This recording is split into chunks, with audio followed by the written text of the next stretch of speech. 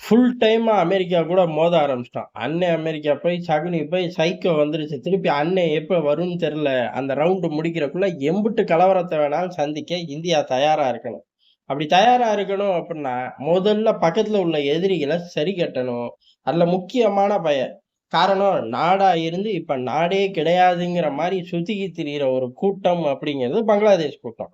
அந்த கூட்டத்த வச்சு எல்லா சித்து விளையாட்டையும் அமெரிக்கா விளையாட தயாரா இருக்கணும். அங்க ஆசிம் முனிர பொறுத்தவரை அப்பாடி பைடன் போனதுக்கப்புறம் உலகமே இருண்ட மாரி இருந்துச்சு. காரணம் ட்ரம்ப் கூப்பிடவே மாட்டேன்ட்டாரு. இப்ப இத சாக்கா வச்சு ட்ரம்ப் வருவார்.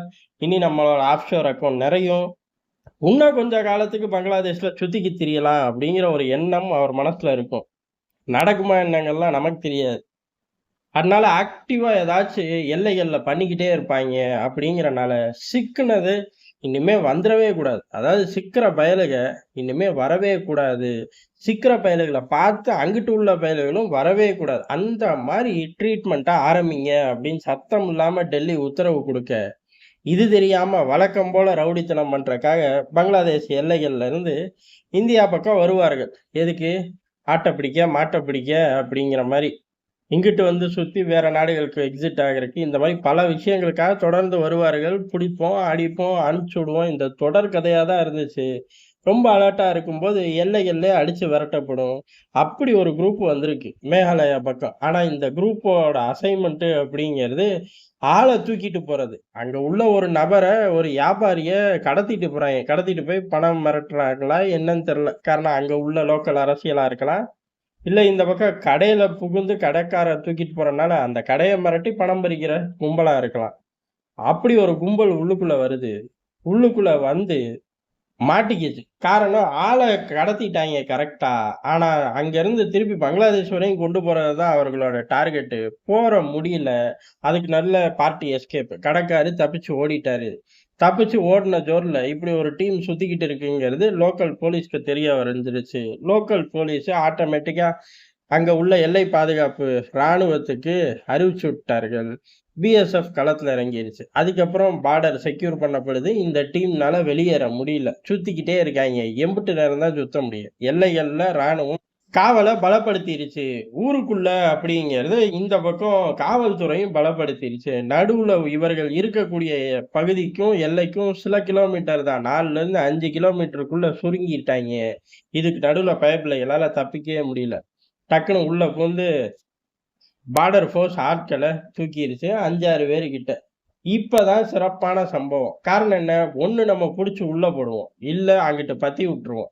இல்ல அவங்க ஆட்கள கூப்பிட்டு என்ன இப்படி பண்ணிட்டு திரியிறாய்ங்கன்ட்டு அனுப்பிச்சு விட்டுருவோம். இது எதுவுமே செய்யல. ரவுண்டு கத்தி வச்சு ராணுவம் வெளுத்து எரிஞ்சிருச்சு அம்புட்டு பயலையும். ஏன்னா இவனுங்க தீவிரவாதிகள், திருடர்கள், கேங்ஸ்டர்கள் எந்த கேட்டகிரில வேணாலும் லோட் பண்ணிக்கலாம். காரணம் அந்த ஊரே அப்படிதான் இருக்கு. எந்த கேட்டகிரிலயும் அந்த ஊரை வச்சுக்கலாம். தீவிரவாதியா வச்சுக்கலாம், ரவுடியா வச்சுக்கலாம், கேங்ஸ்டரா வச்சுக்கலாம். அம்புட்டு ஒரே அர்த்தம் தான்டா. அவனுங்க பூராமே ஒரு குரூப் தான். ரோட்லயே நிப்பாய்ங்க. எதுக்குடா ரோட்டுக்கு வந்தீங்க? அரசாங்க வேலையில இடஒதுக்கீடு. சரி அதான் நிறைவேத்திட்டீங்களே, இப்ப எதுக்கு ரோட்ல நிக்கிறீங்க? அரசாங்கமே இல்ல சார் அப்படின்றுவாய்ங்க. என்னடா குழப்புற அப்படின்னா, அவனுங்க உண்மையிலேயே குழம்பி போய் பைத்தியம் ஆயிட்டாய்ங்க.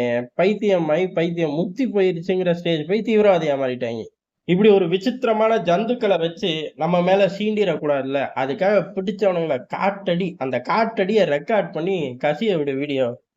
பங்களாதேஷ் முழுக்க கசிய விடு. இனிமே இந்திய எல்லைகளுக்கு வந்தா, இந்தியா நம்மள இப்படிதான் டீல் பண்ணும் அப்படிங்கிறது நல்லா தெரிஞ்சுக்கணும். போற பயப்புள்ளைங்க திரும்ப முடியாது. டிக்கெட்டையும் கிழிச்சு தருவாய்ங்க. டிக்கெட்டுக்கு சமமான வேலையையும் பார்த்து விட்டுருவாய்ங்கங்கிற பயம் இருந்தா மட்டும்தான், 1க்கு 4 தாட்டி யோசிச்சு வருவாய்ங்க.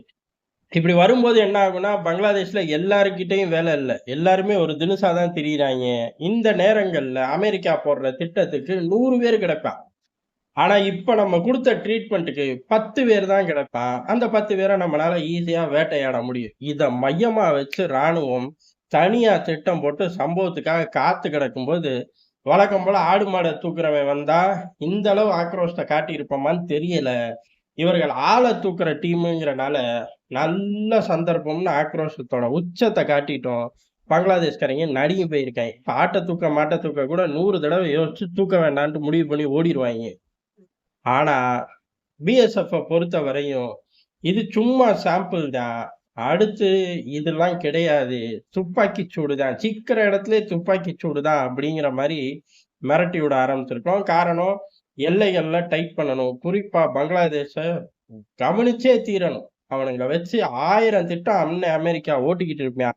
இப்பயா அப்படின்னு கேட்டா, எப்பயுமே அவன் ஓட்டிக்கிட்டு இருப்பான். அதனால தானே அந்த நிலப்பரப்ப கிளச்சாய்ங்க. இப்ப சகுனியா மாரி சைக்கோவா மாறுனதுக்கு முழு உஷார் நிலையில இந்தியா இருக்கு. அதத்தான் இந்த சம்பவம் எடுத்து காட்டுது. வரும் நாட்கள் இத காட்டிலும் தாறுமாறான சம்பவங்கள் பங்களாதேஷ ஒட்டி சில படைப்பிரிவே செஞ்சு முடிச்சிரும்.